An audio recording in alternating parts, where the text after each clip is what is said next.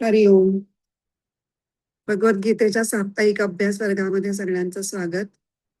प्रार्थनेने सुरुवात करूया. नारायणं नमस्कृत्य नरं चैव नरोत्तमं देवीं सरस्वतीं व्यासं ततो जयमुदीरये. वसुदेवसुतं देवं कंसचाणूरमर्दनं देवकी परमानन्दं कृष्णं वन्दे जगद्गुरुम्. मूकं करोति वाचालं पङ्गुं लङ्घयते गिरिं यत्कृपातमहं वन्दे परमानन्दमाधवम्. हरि ओम्. हरि ओम. 6व्या अध्याय आपला चालू आहे ध्यानयोग. त्याच्यातला आपण 25वा श्लोक मागच्या क्लासमध्ये केला होता. त्याची उजळणी करूयात, पण त्याच्या आधी गीता आणि गीताईचा श्लोक म्हणूयात. म्हणू का मी? तू गीताईचा म्हणशील? हं. शनैः शनैरुपरमेत् बुद्ध्या धृतिगृहीतया आत्मसंस्थं मनः कृत्वा न किंचिदपि चिन्तयेत्. धरुणी धीर बुद्धीने निवर्तावे हळूहळू आत्म्यात मन रोवुनी काही चिंतू नये स्वये. त्याचा आपण नुसता अन्वय अर्थ बघूया. पण त्याचं बघितलं की 2-3 प्रकारांनी थोडा थोडा बदल करून 3 प्रकारचे अन्वय होतात. धृतिगृहीतया बुद्ध्या हे शनैः शनैः उपरमेदला पण लावून चालतं, आत्मसंस्थम मन कृत्वाला पण लावून चालतं, आणि एकाच वेळेला दोन्हीकडे ते घेतलं तरीही चालतं. तर क्रमाक्रमाने उपराम पावावे, शनैः शनैः उपरमे. आणि त्याचं साधन काय? धृतिगृहीतया बुद्ध्या म्हणजे धैर्ययुक्त बुद्धीने क्रमाक्रमाने उपराम पावावे. आणि मनः आत्मसंस्थम कृत्वा मन आत्मसंस्थ करून म्हणजे त्याला आत्मस्वरूपामध्ये स्थिर करून न किंचित किंचित अपि न चिंतयेत कसलंही चिंतन करू नये. हा झाला अन्वयार्थ. आता थोडी उजळणी करून मग पुढच्या श्लोकाला जायचंय. शनैः शनैः उपरमेत हा पहिला तुकडा आपण बघितला होता. तर उपरमाचा 2 प्रकारांनी अर्थ घेतला होता. एक चित्ताची उपराम अवस्था म्हणजे आत्म्याशी तदाकार असण्याची अवस्था ती साधावी, किंवा चित्त संसारापासून निवृत्त करावं. असे 2 एकदम अपोजिट असे वाटणारे असे अर्थ आहेत. वाटणारे आहेत ते ऍक्च्युअली. पहिल्यांदा विरक्त होणे या अर्थाने आपण बघितलं होतं की मनाला संसारापासून निवृत्त करावे. कसं? तर एक तर तुम्ही संसारामध्ये सुखाच्या आशेने सारखे प्रयत्न करताय, पण हाती मात्र तुमच्या दुःखच लागतंय. सुख आल्यासारखं वाटलं तरी ते थोडाच काळ टिकतंय आणि अंती तुम्हाला दुःखच प्राप्त होत आहे. मग कशाला संसारामध्ये राहून करायचंय काय? कधीतरी मनाला हे कळेल की बाबा सुखाच्या मागे लागण्यात काही पॉइंट नाहीये. त्यामुळे मन हे उपराम पावेल म्हणजे निवृत्त होईल संसारापासून. आणि दुसरं, परमात्म तत्व हे मनाने आकळता येणार नाही, कारण मन हे प्रकृतीचं कार्य आहे. आणि प्रकृतीचं कार्य असल्यामुळे ते प्रकृती जी कारण आहे त्या कारणाला म्हणजे प्रकृतीला सुद्धा ते गवसणी घालू शकत नाही. तर प्रकृतीच्या अतीत असलेल्या आत्मतत्वाला ते कसं गवसणी घालेल? तेव्हा त्यांनी काय करावं? त्यांनी स्वस्थ राहावं. त्यांनी संसारामध्ये इंडल्ज होऊन होऊन डिस्टर्बन्सेस क्रिएट केले नाही तरी तेवढंच सुद्धा पुरेसं आहे. म्हणजे मनाने शांत बसावे. कारण चित्ताच्या किंवा मनाच्या माध्यमातून योगी हा संसाराशी सतत जोडला जात असतो. त्यामुळे चित्त उपराम पावलं की योग्याला आत्मसंस्थ व्हायला मदत होते. पहिला अर्थ झाला विरक्ती या अर्थाने. उपराम म्हणजे चित्ताने विरक्ती घ्यावी आणि शांत बसावं. दुसरं, चित्ताची उपराम अवस्था प्राप्त करावी. आता आपण यत्रोपरमते चित्तम निरुद्धम योग सेवा याच्या वेळेला सगळं डिटेलमध्ये बघितलंय उपराम अवस्था कशी. तर उपराम अवस्था ही अत्युच्च अवस्था आहे.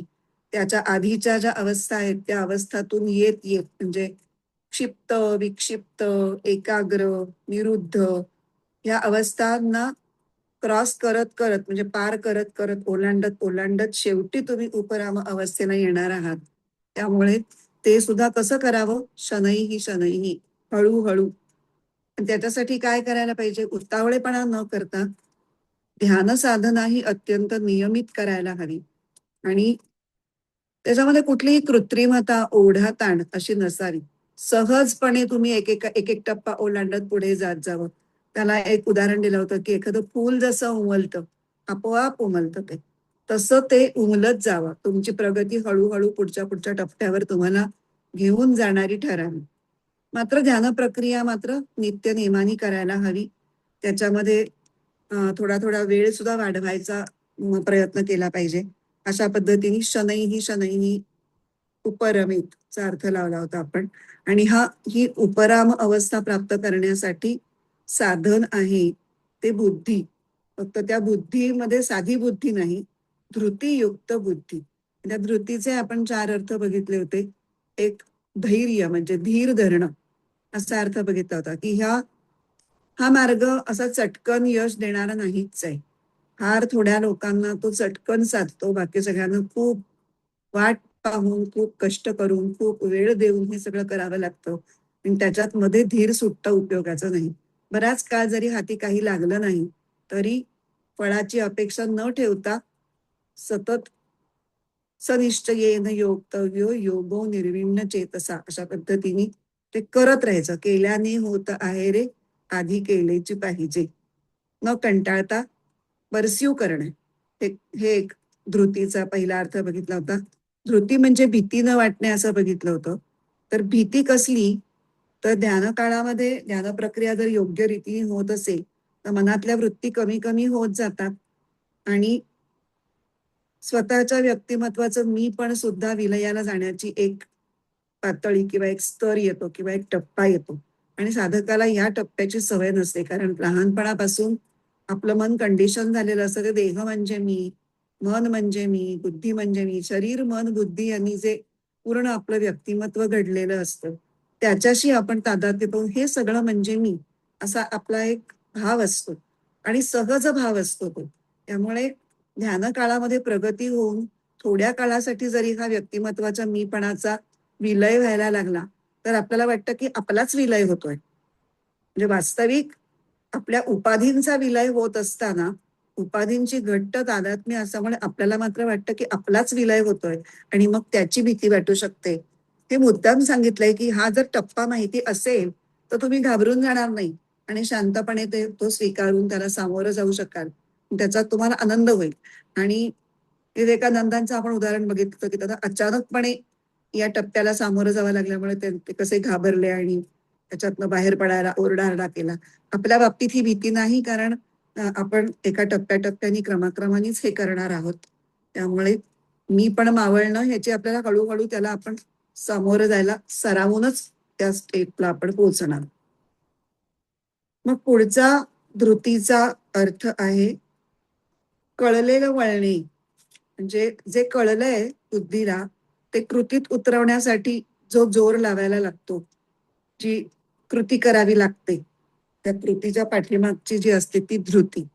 आता बुद्धीचे बरेच आपण सगळी वेगळी वेगळी कामं बघितली, की एखादी गोष्ट समजून घेणं, विवरण करणं, ठरवणं, योग्य प्रकारे प्रगती होते का नाही ते बघणं. म्हणजे बुद्धीला काय करायचं हे कळतं, कुठल्या क्रमाने करायचं हे कळतं, सध्या आपण कुठे आहोत आणि आपल्याला कुठे पोचायचं आहे हे सगळं बुद्धीला कळलेलं असतं.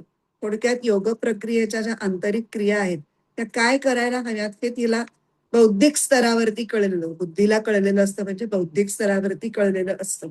पण ते कृतीत आणण्यासाठी कृतीची आवश्यकता असते. आणि हे फक्त ध्यानकाळीच नाही, तर ध्यानाखेरीज सुद्धा ध्यान चांगलं व्हावं म्हणून इतर वेळी जे आपलं युक्ताहार विहार हा व्यवस्थित पार पाडला पाहिजे किंवा सगळे यमनियम हे व्यवस्थित आपण आचरले पाहिजेत, तर त्यासाठी सुद्धा धृतीची गरज असते. की हे नाही यमनियम काय आहेत ते कळले, काय काय नियम पाळायचे, काय काय नियम आहेत, आसन प्राणायाम प्रत्याहार सगळं कळलं, पण आपण ज्या गोष्टी योग्य आहेत त्या करत नाही, ज्या अयोग्य गोष्टी आहेत तिकडे आपल्या मनाची स्वाभाविक ओढ असते म्हणा, किंवा कधी कधी परिस्थितीचा रेटा असतो किंवा इतर जण आपल्याला भरीला पडतात, काही होत नाही एखाद्या वेळेला वगैरे असं करून. तर अशा सगळ्यापासून आपल्याला वाचवण्यासाठी, या सगळ्या पिटफॉल्स पासून वाचवण्यासाठी धृतीची आवश्यकता असते. आणि मग धृती म्हणजे धारणा शक्ती. हे आपण पतंजली योग दर्शनात सुद्धा आपण बघतो की धारणा ध्यान समाधी अशा क्रमानेच घेतलेल्या आहे. पहिली धारणा, मग ती धारणा करणारी जी शक्ती असते तिला धृती म्हणतात. आणि ध्यानासाठी ही धृती ही सात्विक प्रकारची लागते. सात्विक राजस तामस धृतींचं सविस्तर वर्णन 18व्या अध्यायामध्ये आहे. पण आपल्याला फक्त आत्ता बघायची सात्विक धृती. धृत्यायया धारयते मन प्राणींद्रिय क्रिया योगेना योगेना व्यभिचारिण्या धृतीसा पार्थ सात्विकी. तिला अव्यभिचारिणी धृती असं म्हटलेलं आहे. म्हणजे परमात्म तत्व आणि त्याचं ध्यानयोगाद्वारे होणारं ज्ञान, ह्याच्यासाठी ज्या गोष्टी धारण कराव्या लागतात त्या सोडून दुसरं काहीही जी धारण करत नाही, अशा अर्थाने अव्यभिचारिणी. तिचं सोल पर्पज हा आत्मसंस्थ होणं, याच्यासाठी जे करावं लागतं ते. ती धारण काय करते? मन प्राणेंद्रिय क्रिया. मन प्राण इंद्रिय आणि त्यांच्या क्रिया हे धारण करते. धारण करते म्हणजे त्या नियंत्रित करते. अशा पद्धतीने नियंत्रित करते की आत्मसंस्थ व्हायला मदत होईल. आणि जोपर्यंत आत्म्याशी तदाकारता प्राप्त होत नाही तोपर्यंत त्या पूर्णपणे नियंत्रणाखाली ठेवण्याचं काम ही सात्विक धृती करते. त्यामुळे बुद्ध्या धृती गृहीतया म्हणजे बुद्धीने योग प्रक्रियेची धारणा धरून असा जो अर्थ आहे, जो आपण साधारणपणे या ध्यानयोगाच्या संदर्भात घेतो आहोत, तो या शेवटच्या अर्थाने आपल्याला कळतो की धृती म्हणजे धारणा शक्ती. थोडक्यात चित्त आत्मतदाकार करण्याच्या दृष्टीने धृतीयुक्त बुद्धीने म्हणजे शुद्ध बुद्धीने आणि धैर्यशाली बुद्धीने चित्ताचं योग्य प्रकारे नियंत्रण करता येतं. इथे आपला हा पूर्ण झाला. नाही, एक थोडस आपलं आत्मसंस्थम पहिली ओळ झाली. आत्मसंस्थम मनःकृत्वा न किंचिदपि चिंतयची उजळणी राहिली. तर आत्मसंस्थम मनःकृत्वा, आत्मसंस्थ मनाला आत्मसंस्थ करणं ही एक सूक्ष्मात जाणारी, क्रमाक्रमानं सूक्ष्मामध्ये जाणारी एक प्रक्रिया आहे. आणि ती पण शनैही म्हणजे सावधपणे, हळुवारपणे, घाई न करता, उतावळेपणा न करता करण्याची आहे. त्याच्यामध्ये काही स्टेप्स आहेत ह्या फक्त प्रॅक्टिसच्या स्टेप्स आहेत. म्हणजे त्या ऍक्च्युअल चित्त आत्म्याशी तदाकार करण्याशी प्रत्यक्ष संबंधित नाहीत, पण त्या आवश्यक आहेत. कारण चित्ताला वळण लावण्याची जी काही गरज आहे ती त्याच्यातनं भागली जाते. त्या कुठल्या? श्वासावर लक्ष केंद्रित करणं, मंत्रावर केंद्रित करणं, कशावर तरी चित्त केंद्रित करणं, ह्याची प्रॅक्टिस चित्ताला होण्यासाठी या पहिल्या 2 स्टेप्स आवश्यक आहेत. मग शेवटी आपलं चित्त कशाशी जोडून ठेवायचंय? तर स्वच्या स्फुरणावर. त्यालाच आपण कॉन्शियसनेस म्हणतो. पण त्या स्फुरणावर लक्ष केंद्रित होण्यापूर्वी त्या स्फुरणाविषयीचा विचार होतो. स्फुरणाविषयीचाच फक्त विचार करणं, बाकीच्या वृत्तींना दुर्लक्ष करणं, असं करत करत खूप प्रयत्नांनंतर कधीतरी मग चित्ताला कोणत्या तरी विचारवृत्ती रहित अशा स्वच्या शुद्ध जाणीवेचा अनुभव येतो. आणि बुद्धीलाही ती खूण पटते की हाच तो अनुभव जो आपल्याला घ्यायचा आहे आणि हा आपल्याला वारंवार आणि दीर्घकाळासाठी घ्यायचा आहे. आणि मग बुद्धी अधिक कृपाने प्रयत्न करायला लागते. आणि मग जेव्हा दीर्घकाळपर्यंत तुम्ही स्वच्या जाणीवेमध्ये राहायला तुम्हाला जमायला लागतं, म्हणजे योग साधकाला तुम्हाला, म्हणजे तेव्हा त्याच्यानंतर काही काळानंतर असे थोडे क्षण येतात की जाणीवही, त्या जाणीवेचं स्वतंत्र भान सुद्धा सुटतं, जाणीव विलीन होते, फक्त स्वतत्व राहतं. आणि ते स्वतत्व म्हणजेच आत्मतत्व. आणि त्या स्वच्या जाणीवेमध्ये मन स्थिर होऊन स्वतत्वाशी तदाकार होऊन गोडी गुलाबीने राहतं. म्हणजे त्यात कुठलाही प्रयत्न, रेटारेटी, कंपल्शन असं नसतं. अत्यंत आनंदाने स्वतःहून तिथे रमून राहतं. तर ही ती आत्मसंस्थ होण्याची म्हणजेच उपराम स्थिती. दुसरं बघितलं होतं की म्हणजे वेगळ्या अँगलनी आत्मसंस्थ होणे, रामसुखदासांनी एका वेगळ्या बाजूनी विचार केलाय आत्मसंस्थ होणे या टर्मचा. ते म्हणतात की परमात्म्याशिवाय दुसरी कोणतीच सत्ता नाही असा मनाशी निश्चय करणे म्हणजे आत्मसंस्थ होणे. मग जे परमात्म तत्व स्वतः सिद्ध आहे त्याचं वेगळं चिंतन करायची गरजच पडणार नाही. आणि तसं चिंतन केलं तर काय चुका होतात किंवा तुम्ही पुढे गेलेले कसे मागे येतात ते आपण बघितलं होतं. की जर तुमचं चित्त तदाकार झाल्यानंतरही तुम्ही आता पुन्हा चिंतन करायला लागलात तर मग ती सविकल्प वृत्ती निर्माण होते. किंवा आपण असा विचार करू शकतो की आता माझं जे आत्मसंस्थित झालेली मी आहे ती तशीच राहील ना, किंवा तसंच राहावं, अशा प्रकारचं जर चिंतन झालं तर परिच्छिन्नता येते. म्हणजे काय, चित्ताची आणि चिंतन करणाऱ्याची सत्ता कायम राहते. मुळात न किंचिदपि चिंतयेत ह्या पदांनी काय हवंय त्यांना सांगायचंय की वृत्ती नकोय, वृत्ती शून्यता सांगितलेली आहे.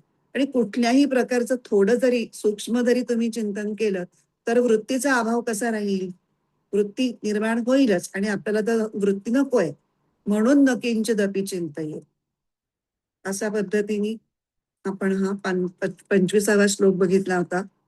ज्ञानेश्वरी आपण 25 आणि 26 ची एकत्र बघणार आहोत, कारण ज्ञानेश्वरांनी सुद्धा एकत्रच या 2 श्लोकांचा विचार केलेला आहे ज्ञानेश्वरीमध्ये. तेव्हा आता आपण पुढचा श्लोक वाचूयात.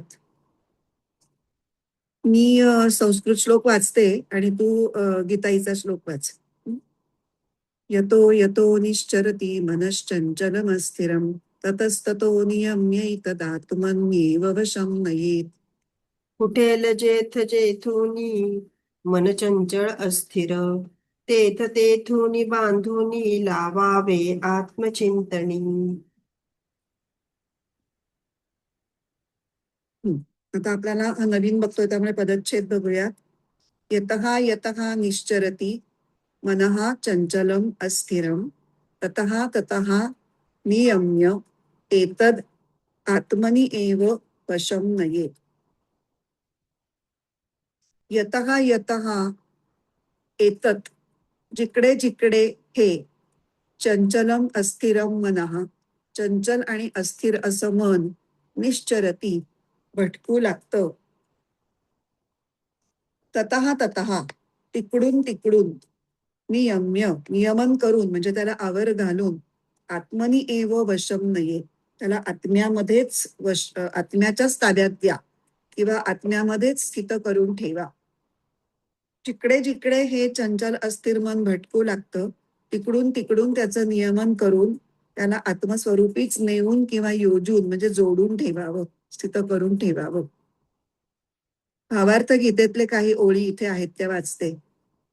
ज्या ज्या विषयाकडे धावते मन चंचल अस्थिरते तेथ तेथुनी जणी आवरुनी स्ववश करावे त्या ते. जरी स्वभावे स्थिर नच होई तरी सुखे सोडावे आणि पुनरपी तसे स्वरूपी हळूची परतू द्यावे. सवय लागता अशी सहजते आत्मसुखी रंगेल आत्मरूपते होता स्थिरता कधी न मग भंगेल. भावार्थ गीतेमध्ये जी रचना आहे ती ज्ञानेश्वरीमध्ये जो भाव सांगितलेला आहे तो सुद्धा त्याचा सुद्धा समावेश त्याच्या ओव्यांमध्ये दिसतो. तर आता आपण मागच्या 25व्या श्लोकामध्ये बघितलं की मन आत्मसंस्थ करून ठेवणं हा योग प्रक्रियेचा अंतिम उद्देश आहे आणि त्याच्यातून प्राप्त होणारी चित्ताची अविचल अशी उपराम स्थिती याबद्दल आपण 25व्या श्लोकामध्ये पाहिलं. आणि आता या श्लोकात काय सांगतात तर त्या उपराम स्थितीला पोचण्यामध्ये ज्यामुळे अडथळा येतो त्या मनाच्या चंचलतेवर आणि अस्थिरतेवर मात करून चित्त आत्मस्वरूपी कसं स्थिर करता येईल, कुठल्या मार्गाने कुठल्या प्रक्रियेने हे करता येईल याचं वर्णन हे दिलेलं आहे, जे योग साधकांसाठी विशेष महत्वाचं आहे.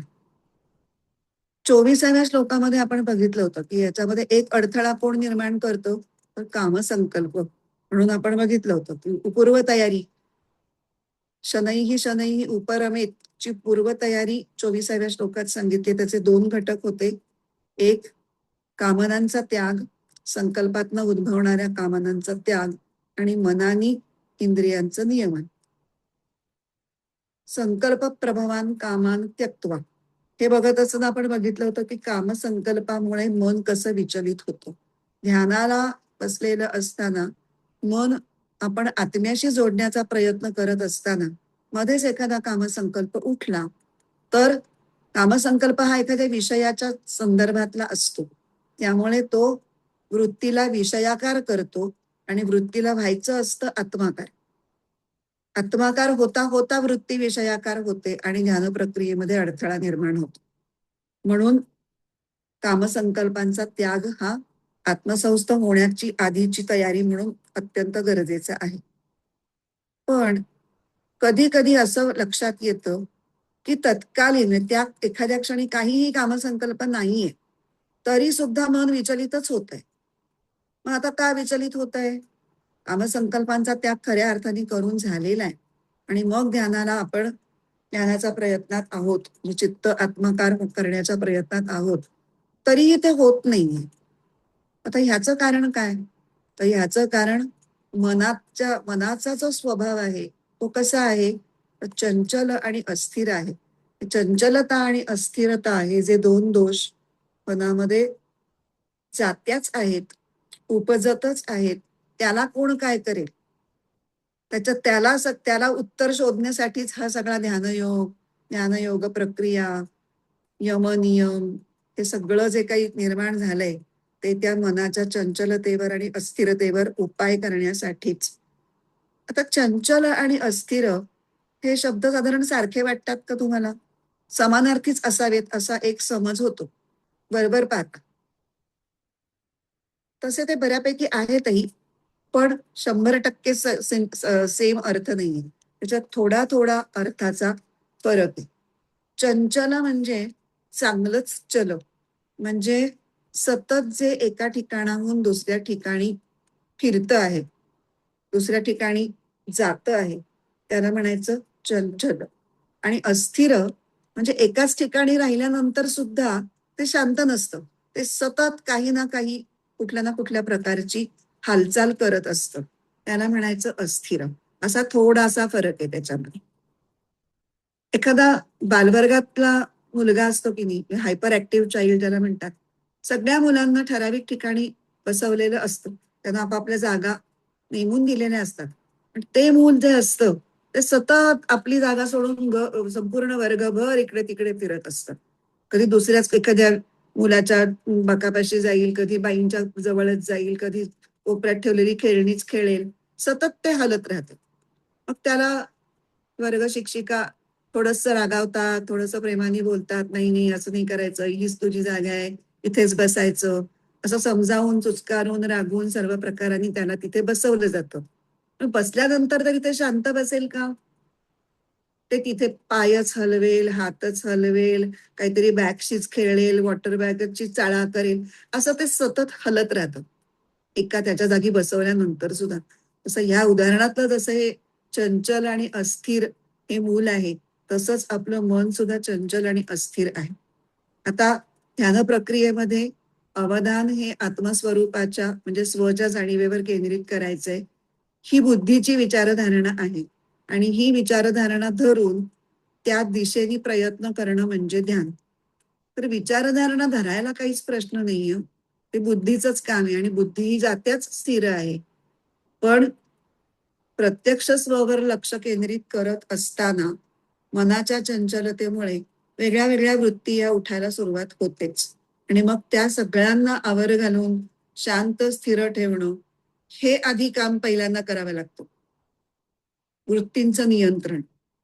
एकांत वेळेला एकांत स्थानी योग्य आसन घालून बसले, गुरु आणि देव यांचं स्मरण केलं, त्यांना नमस्कार केला, गुरुंनी जर काही ज्ञानपर महावाक्याचा उपदेश केला असेल तर त्याचं, किंवा ध्यान साधनेसाठी एखादा आलंबन म्हणून घेण्यासाठी मंत्र दिला असेल तर त्याचं स्मरण करत करत मस्तकावर अवधान केंद्रित करणं, हे सगळं जोपर्यंत चालू आहे तोपर्यंत मन हे बऱ्यापैकी कंट्रोलमध्ये आहे.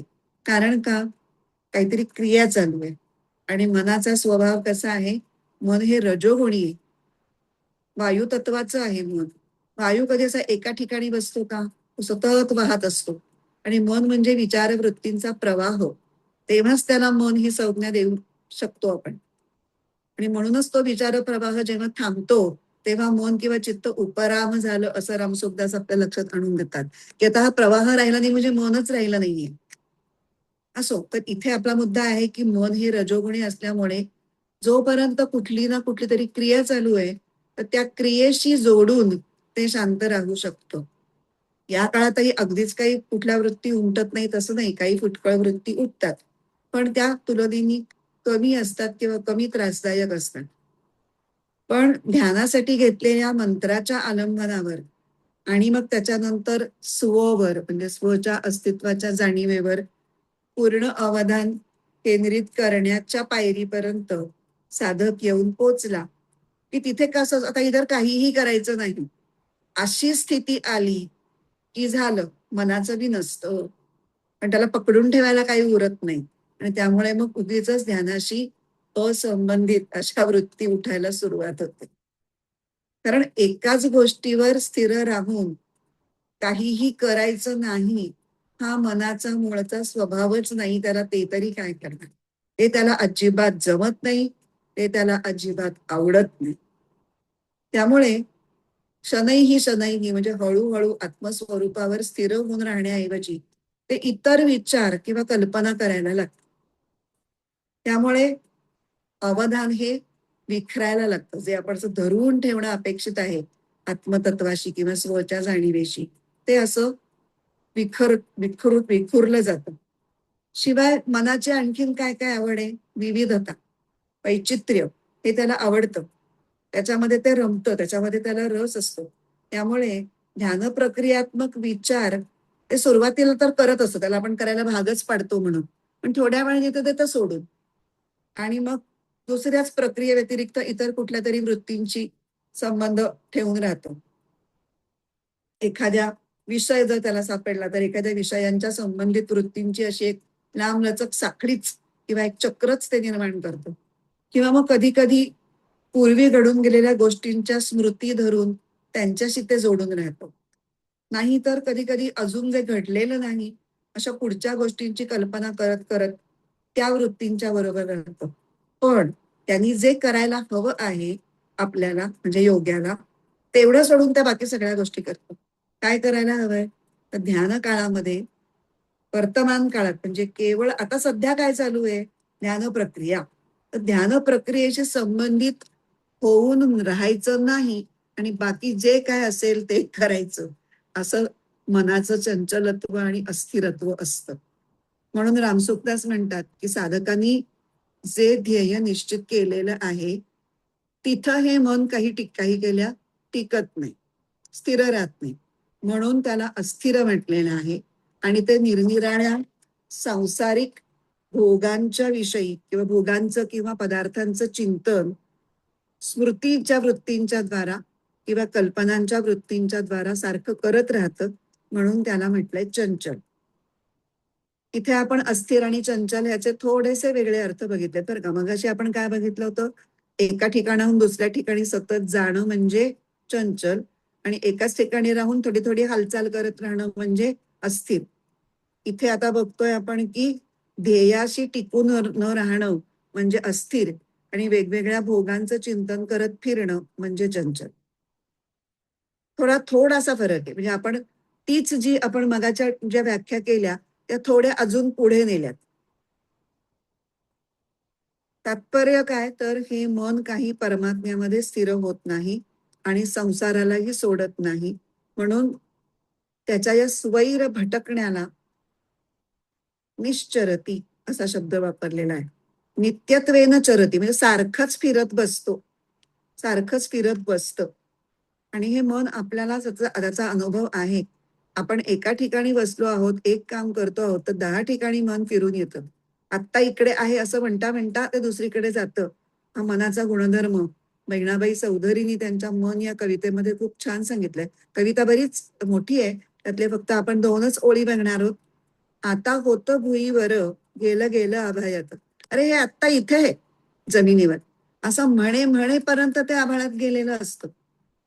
त्यामुळे मन त्याला पाहिजे तिथे कुठेही क्षणात जाऊन पोचतं आणि जिथं गेलेलं असतं तिथे ते कायमस्वरूपी राहील का तसंही नाही. तिथून काही क्षणातच दुसरीकडे कुठं जाईल ते पण सांगता येत नाही. मग त्याच्या मागे धावत जाऊन तिथे पोहोचेपर्यंत ते अजून तिसरीकडेच गेलेलं असतं. त्यामुळे त्याच्या मागे धावणं आणि त्याला पकडून परत आणणं हे खरोखरी केवळ अशक्य आहे असंच आपल्याला विचार करताना जाणवतं. ध्यान काळा व्यतिरिक्त सुद्धा हे मन हे असंच फिरत असतं. पण त्यावेळेला आपण ध्यान करत नसल्यामुळे त्याचा एवढा त्रास आपल्याला होत नाही. अगदीच फार भलतीकडे जायला लागलं तर आपण आपल्या विवेकशक्तीचा वापर करून त्याला आवरतो. तरीही विवेकाच्या तावडीतून सुटून परत ते इकडे तिकडे फिरतच. पण ध्यानकालात कसं असतं, त्या चित्ताला किंवा मनाला स्थिरच करायचं असतं आणि ते तर त्याच्या स्वभावाच्या विरुद्ध असतं. त्यामुळे चित्ताचं अवधान स्ववर केंद्रित करण्याचा प्रयत्न करायला लागताच.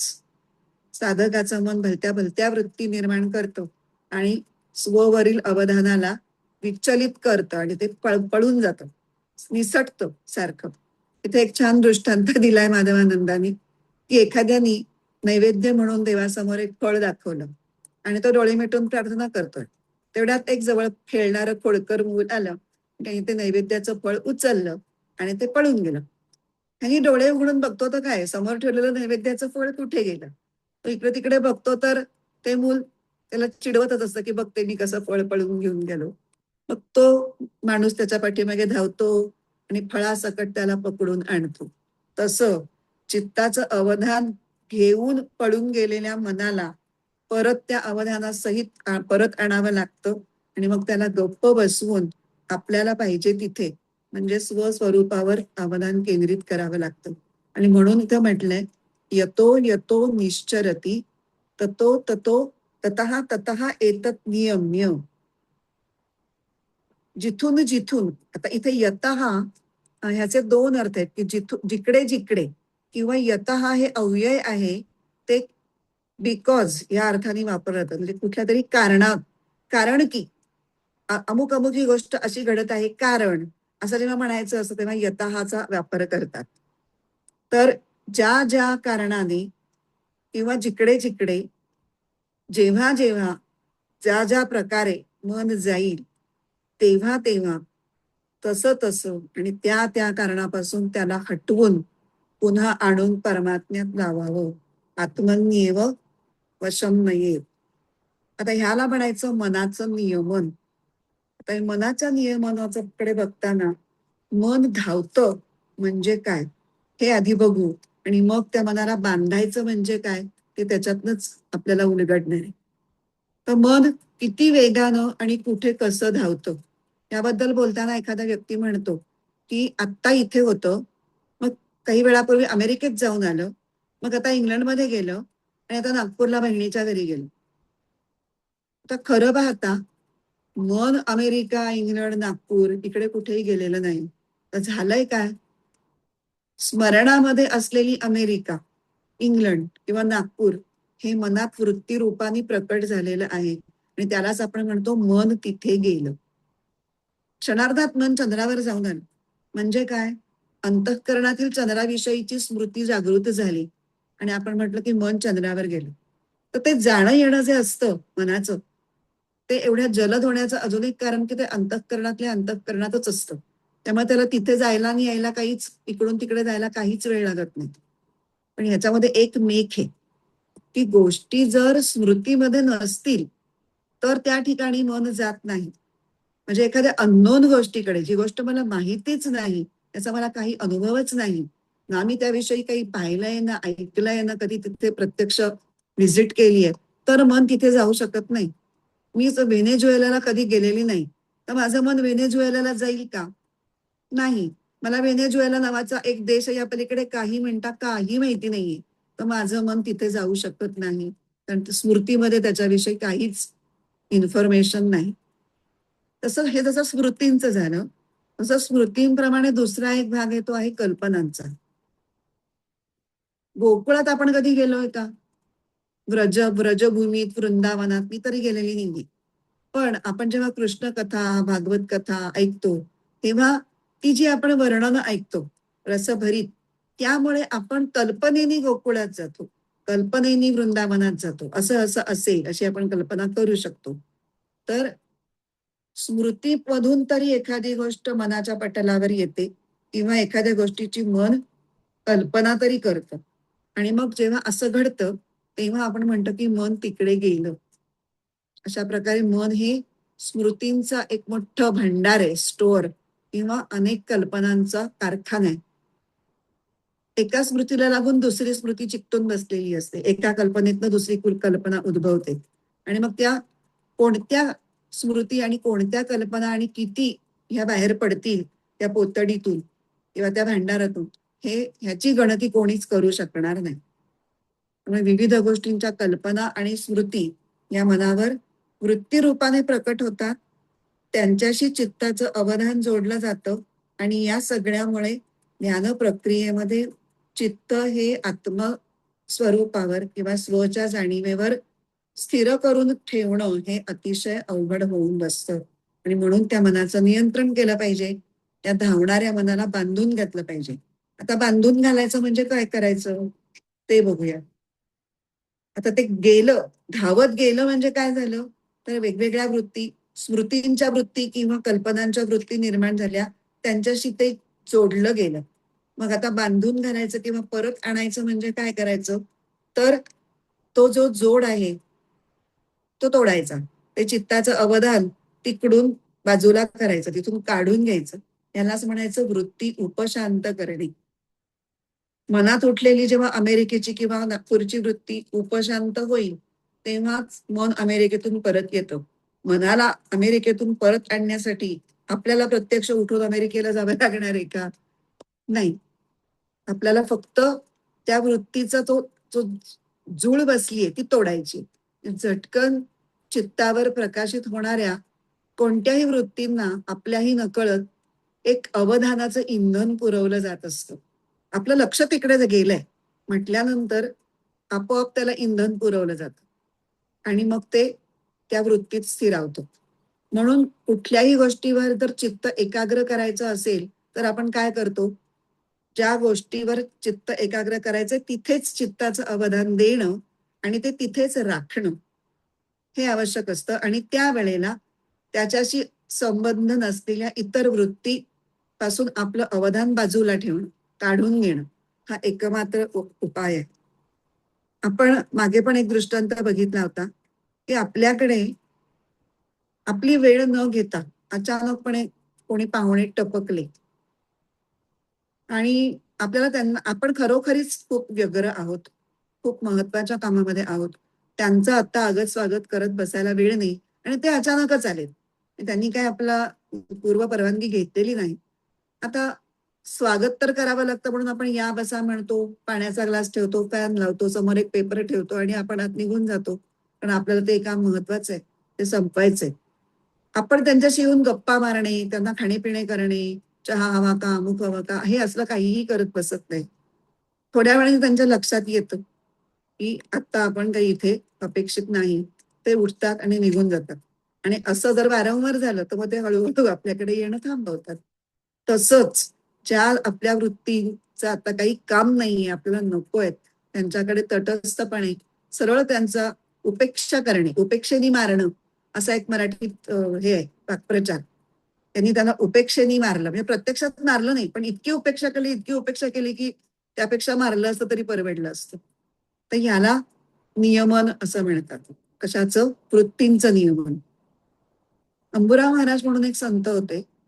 त्यांना एका साधकानी एक तक्रार केली की अहो नेम करताना ना फार डोक्यात कल्पनांचं नुसते धुमश्चक्री असते. तेव्हा त्यांनी त्याला उत्तर दिलं की मन हे आपलं घर आहे आणि त्या घराच्या दारावरून कल्पना हे भूत जातंय तर त्याला गपचूप जाऊ द्या. तुम्ही त्याला ये रे बाबा ये, माझं घर पाहून जा वगैरे असे आमंत्रण देता आणि मग ते कल्पनेचं भूत आत आत आल्यावर मग म्हणता की त्यांनी मला छळलं, त्यांनी मला त्रास दिला, खूपच कल्पना आल्या. यू डोंट एंटरटेन, तुम्ही त्याच्यापासून दूर राहा. तर मनाचं नियमन करण्याबाबत भाष्यकार शंकराचार्य काय म्हणतात तेही बघूयात. ते काय म्हणतात की ज्या ज्या विषयांकडे मन ओढ घेतंय ते सगळं आभासी आहे. ते त्यातलं काहीही खरं नाहीये, ते सगळं मिथ्या आहे असं तत्वज्ञानाच्या आधाराने तुम्ही त्या मनाला दाखवून द्या. म्हणजे मनाला वैराग्य उत्पन्न होईल. की तू ज्याच्या पाठीमागे धावतोयस ते कशासाठी? सुखासाठी. मिळालं का सुख? बघ, सुख मिळतच नाहीये. ह्याचा अर्थ ते खोटं आहे. असं त्याला पटवून दिलं तर त्याला वैराग्य उत्पन्न होतं. कारण जोपर्यंत ते मन त्याला सत्य समजतं, जोपर्यंत सत्यबुद्धी असते तोपर्यंत महत्व बुद्धी असते. सत्यबुद्धी संपली की महत्व बुद्धी ही संपते आणि मग आपोआप वैराग्य उत्पन्न होतं. आणि मग अशा प्रकारे विरक्त झालेल्या मनाला वारंवार वारंवार आवरून इथे म्हटलंय की आत्म्याच्या स्वाधीन करावं. आत्मनी एव वशम नये. आत्म्याच्या ताब्यात मनाला द्यावं किंवा मनाला परमात्म्यात लावावं. याचा अर्थ आपण मागच्याही याच्यामध्ये बघितला होता, तोच पुन्हा हे रिपीट होतोय की जेव्हा असं कळेल की मन विषयांचं किंवा पदार्थांचं चिंतन करतंय, तेव्हा आपण काय विचार करायचा की चिंतनाची वृत्ती आणि चिंतनाचा विषयाचा आधार आणि प्रकाशक परमात्माच आहे. एका परमात्म्याचीच सत्ता आहे हा विचार जेव्हा पक्का होतो, ही मान्यता जेव्हा डोक्यात बुद्धीत स्थिर होते, तेव्हाच मन पूर्णपणे विरक्त किंवा निर्विषय होऊन आत्मसंस्थ या स्टेटला पोहोचू शकतो. म्हणून मागच्या श्लोकात ते सांगितलं होतं की नाही, आत्मसंस्थम मनः कृत्वा न किंचिदपि चिंतयेत. तेच इथे सांगतायत. यतो यतो निश्चरती मनश्चंचलम अस्थिरम ततस्ततो नियम्येतत् आत्मन्येव वशम नयेत. एकच गोष्ट वेगळ्या वेगळ्या पद्धतीने सांगणं चालू आहे. आता आपण ज्ञानेश्वरी वाचूया.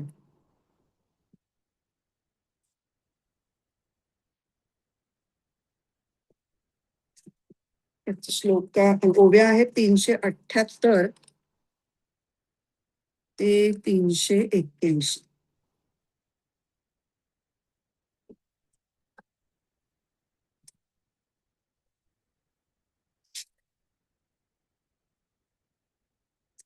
आता ह्या 25 आणि 26 अशा दोन्ही मिळून आहेत बरं का. बुद्धी धैर्य होय वसवटा 378.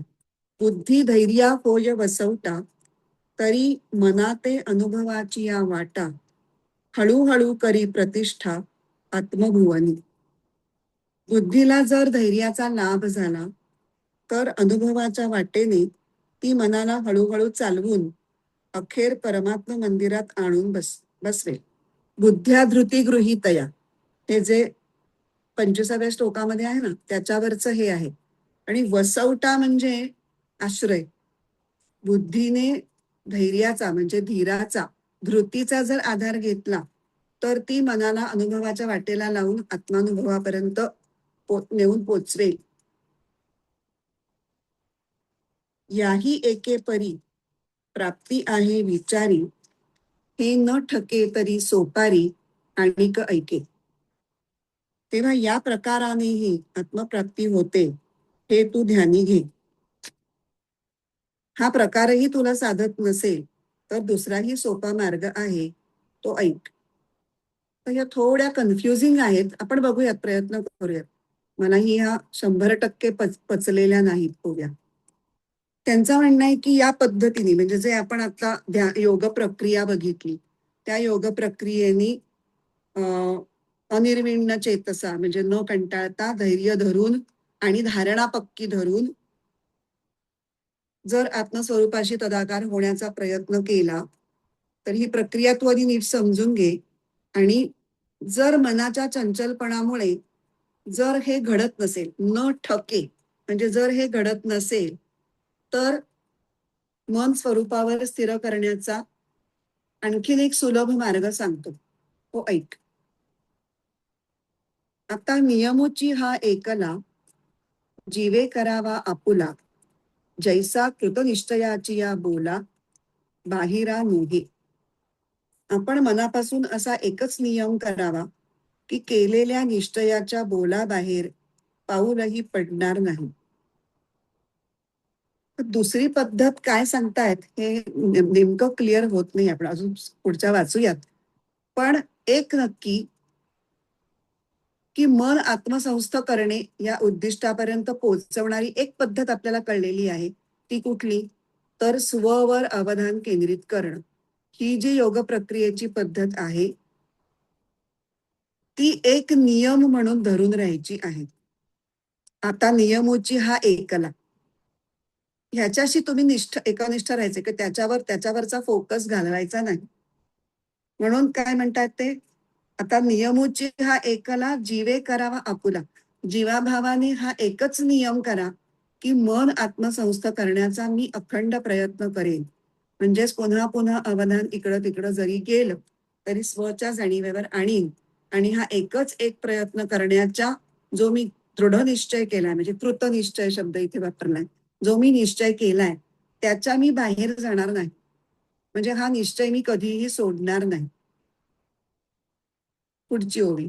जरी येतुलेनी चित्त स्थिरावे तरी काजा आले स्वभावे, नाही तरी घालावे मोकलुनी. जर एवढ्या नियमाने मन स्थिर झाले तर ते आपल्या कामी पडले म्हणून समजावे. पण जर असे मन स्थिर राहत नाही असे झाले तर त्याला अगदी मोकाट सोडून द्यावे.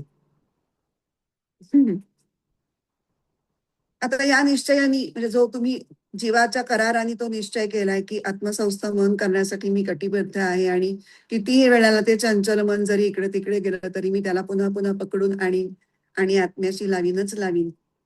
तर हा जर निश्चय खराच असेल तर या निश्चयाने बहुधा म्हणजे एक 80% 90% पॉसिबिलिटी आहे की तुमचं मन स्थिरावे. त्याचं कारण काय? तर एखाद्या फिरणाऱ्या मुलाला जर एकाच जागी बस आपण सारखं सांगतोय, तो म्हणता कुठे बसू? मग त्याला जर निश्चित जागा सांगितली, "हो, या जागेवर तू बस." आणि पुन्हा पुन्हा तिथेच बसायला त्याला भाग पाडलं. कुठेही तो परत आणून त्याला तिथेच बसवलं. तर तो त्या एकाच ठिकाणी बसायला हळूहळू शिकेल. तसा कृतनिश्चयानी म्हणजे दृढ निश्चयानी मन स्ववर म्हणजे आत्मस्वरूपावर पुन्हा पुन्हा आणून ठेवणं हा एकच नियम केला तर त्या मनाला सुद्धा ते वळण पडेल की नाही आता इकडे तिकडे जायचं नाही आणि इथेच थांबायचं आहे. म्हणजे हे सहजच झालं तर छानच असं म्हणणे. काजा आले स्वभावे म्हणजे सहजच काम झालं असं म्हणायचं. पण ह्याच्या पलीकडेही जर होत नसेल तर द्या त्याला मोकळं सोडून असं म्हणते. दुसरा मार्ग असं ज्याला म्हटलेला आहे तो म्हणजे त्याला मोकळं सोडून द्यावं. मोकळं सोडून द्यावं म्हणजे इथे माधवानंद सांगतायत की मनातल्या इतर वृत्ती आवरण्याचा प्रयत्नांचा भर न देता अवधान स्वच्या जाणीवेवर ठेवण्याच्या प्रयत्नावर भर देणे. आता या दोन्हीमध्ये नेमका काय फरक आहे हे मला कळलेलं नाही. पहिल्यांदाही आपण तेच करतोय, वृत्तींची उपेक्षा करतोय पहिल्या प्रयत्नात सुद्धा. तेव्हा इथे वृत्तींना मोकळं सोडून देणं आणि स्वच्या जाणीवेवर मन ठेवण्याचा प्रयत्न करणं ह्याच्यात नेमकं काय वेगळं होतंय. तर मी एका ज्ञानी साधकांनाच फोन करून विचारलं की ह्याच्यात काय फरक आहे, मला कळत नाही की ह्याच्यात काय फरक आहे. तेव्हा त्यांनी जे सांगितलं त्याच्यानंतर मला थोड्या त्या ओव्या लक्षात आल्या की आपण ज्ञानेश्वरी 6व्या अध्यायातली मागचे जे आहेत योग प्रक्रिया ती आपण खूप डिटेलमध्ये पाहिलेली नाहीये. कारण त्याच्यामध्ये सगळा कुंडलिनी योग सांगितलेला आहे हठयोगाच्या अंगाने, जो गीतेला अभिप्रेत नाहीये खरं म्हणजे.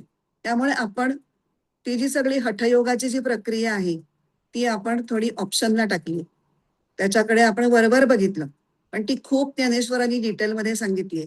तर मनाला स्थिर करण्यासाठी कुंडलिनी योग हा पहिला मार्ग आहे आणि तो जर जमत नसेल तर यतो यतो निश्चरती मनश्चंचलम अस्थिरम हा दुसरा मार्ग आहे असा त्याचा अर्थ घ्यायचा आहे. कारण अदरवाईज ह्या ओव्यांचा अर्थ लागत नाही. शेवटची ओवी वाचायची राहिली. मग मोकलिले जेथ जाईल तेथूनी नियमूची घेऊन येईल, ऐसेनी स्थैर्यची होईल सावी याचिकी.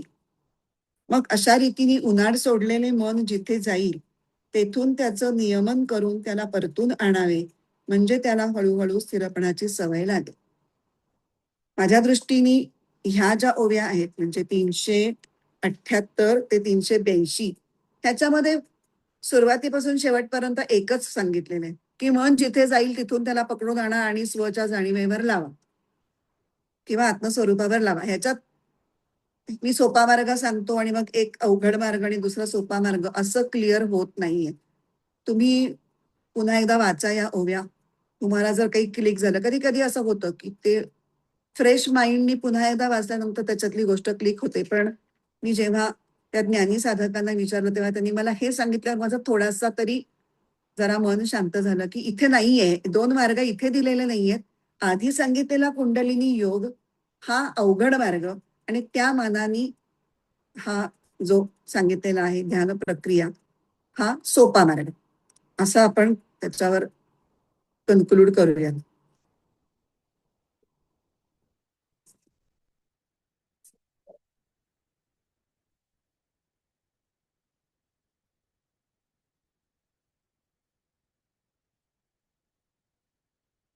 आता आपण पुढचा श्लोक फक्त वाचून ठेवूयात. प्रशांत मनसंज्ञेनं योगिनं सुखमुत्तमं उपैति शांत रजसम ब्रह्मभूतमकल्मषम. काय दवे आता जे हे जे 24, 25, 26 जे होते की नाही ते ते असे एकसंध होते. त्याच्यामध्ये पूर्ण आंतरिक योग प्रक्रिया काय करायची हे पूर्ण एक्सप्लेन केलेलं आहे. आता त्याच्यातनं काय घडणार आहे ते ह्या 27व्या श्लोकामध्ये सांगतायत. आणि आपला हा विषय विभाग कुठला चाललेला आहे?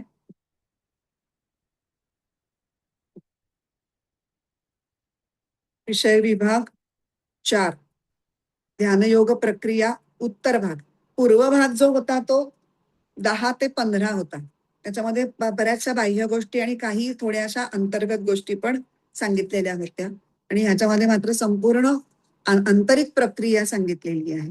24, 25, 26, 27 आणि 28 त्याच्यातले आपले पहिले 3 श्लोक ज्याच्यामध्ये मूळ प्रक्रिया सांगितलेली आहे ती आपली बघून झाली. आता 27, 28 मध्ये या प्रक्रियेतनं काय साधलं ते सांगणार आहे. आपण गीताईचा श्लोक पण वाचूया. तू वाचतेस संजना? हो. हम्म. विकारांसहते ज्याचे शमले मन निर्मळ, झाला ब्रह्मचितो योगी पावला सुख उत्तम.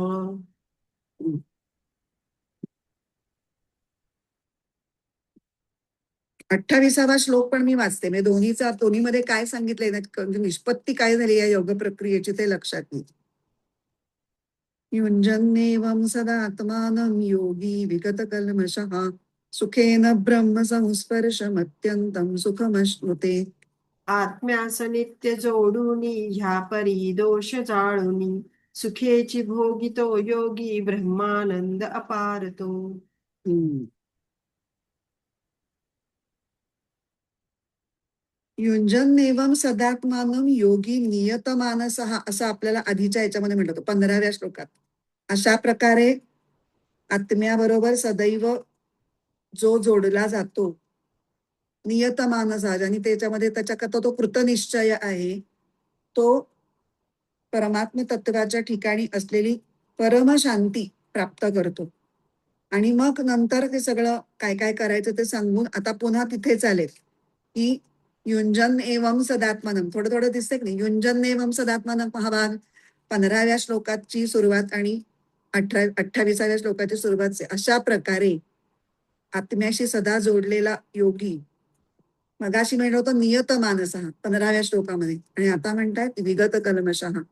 तो योगासाठी कटिबद्ध होता, आता त्याला योग साधना आणि मग तो कसा झाला? विगत कल्मषः. त्याची आंतरिक शुद्धी पूर्ण झाली. कल्मष म्हणजे पाप किंवा अशुद्धी. त्याचं मन स्थिर झालं. स्थिर मन होण्यासाठी ते आधी त्याच्यातली अशुद्धी जावी लागते, विकार जावे लागतात, तेव्हाच ते शुद्ध होतं. आणि मग जे सांगितलं होतं की परमाम मत संस्थाम निर्वाण परमाम शांतीम अधिगच्छती. मग इथे काय म्हणलं? सुखेन ब्रह्म संस्पर्शम अत्यंतम सुखमश्नुते. ते सांगितलं होतं ते घडलंय. असं असं होईल या असं असं होतं आणि इथे प्रत्यक्ष झालेलं आहे. तर आपण 27व्याचा पदच्छेद आणि अन्वय अर्थ बघूया. प्रशांत मनसम हि एनम योगिनम सुखम उत्तमम उपैति शांतरजसं ब्रह्मभूतम अकल्मषम. प्रशांत मनसम, ज्याचं मन प्रशांत म्हणजे प्रकर्षाने शांत झालं आहे. अकल्मषम, जो कल्मष म्हणजे पाप प्रवृत्ती रहित झाला आहे. शांत रजसम, ज्याचा रजोगुण शांत झाला आहे. ब्रह्मभूतम, जो ब्रह्मस्वरूपी म्हणजे आत्मस्वरूपी स्थित झाला आहे.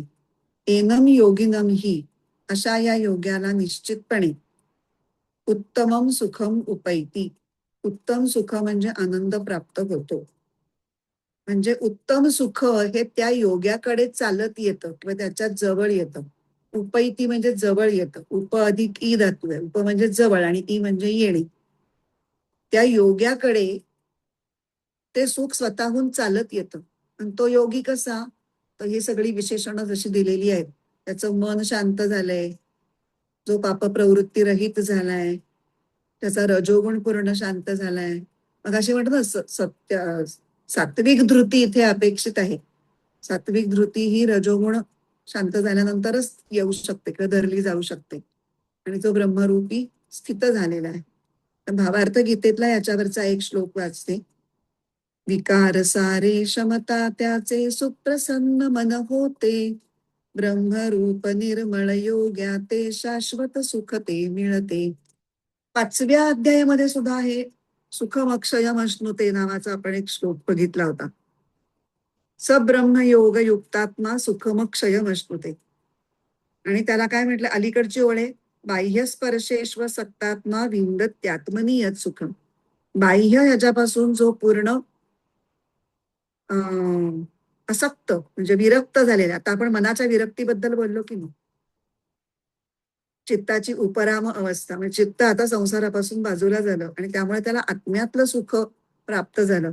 एकच गोष्ट कशी पुन्हा पुन्हा वेगवेगळ्या अध्यायामध्ये येतीये हे आपण थोडस मागे वळून थोडस जोडत गेलं म्हणजे मग त्या अध्यायातली लिंक आपल्या लक्षात येईल. कारण 5व्या अध्यायामध्ये योग प्रक्रियेचं नुसती बीज आहे. योगाच्या अंगानी जे कर्म आणि ज्ञान यांना जोडणारा जो योग आहे त्याच्या अंगानी विवरण आहे. आणि 6वा अध्याय हा पूर्ण ध्यानयोगाला वाहिलेला आहे. ठीक आहे, आपण पुढच्या वेळेला 27वा श्लोक बघू. पण 29 तारखेला बहुधा मी घेऊ शकणार नाही. मी कळवीन 27 किंवा 28ला मी कळवीन की मी घेणार आहे का नाही. कारण मी बाहेरगावी जाणार आहे त्यामुळे माझाही अभ्यास जर तयारी नसेल तर मग मी घेऊ शकणार नाही. प्रार्थना म्हणूयात. ओम पूर्णमद पूर्णमिदं पूर्णात् पूर्णमुदच्यते पूर्णस्य पूर्णमादाय पूर्णमेवावशिष्यते. ओम शांती शांती शांती. हरि ओम. श्री गुरुभ्यो नमः.